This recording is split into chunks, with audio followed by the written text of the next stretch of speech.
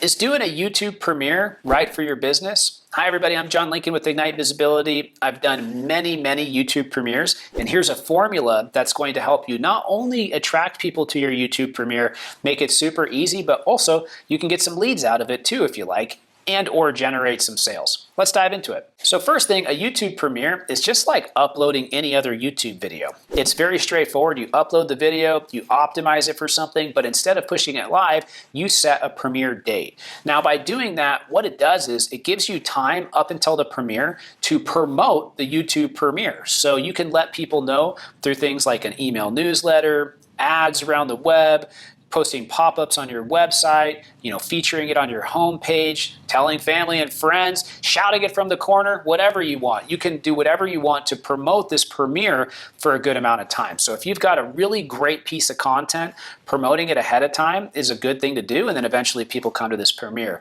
But what's so fun is when somebody comes to the premiere and you're logged into YouTube, you can then chat with all these people and do things like polls, ask them questions, give them information that's relevant to what you're talking about. You can have additional speakers, if they're doing their premiere with you, also chatting as well, and it becomes a fun and interactive thing. And then when you're doing the promotion, you can do it in a couple different ways. One, you can push people directly to your YouTube and ask them to subscribe and then set a reminder for the premiere.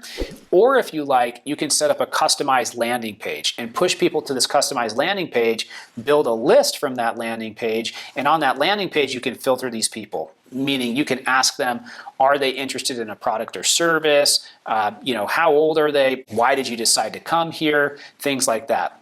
If you go that route, then when they put in their information, if you like, you can set up an email automation so that they're getting consistent reminders and they can get educational information from you. And also capturing that email address, if they choose to opt in, can become a really great way for you to market to them in the future. So should you be doing YouTube premieres?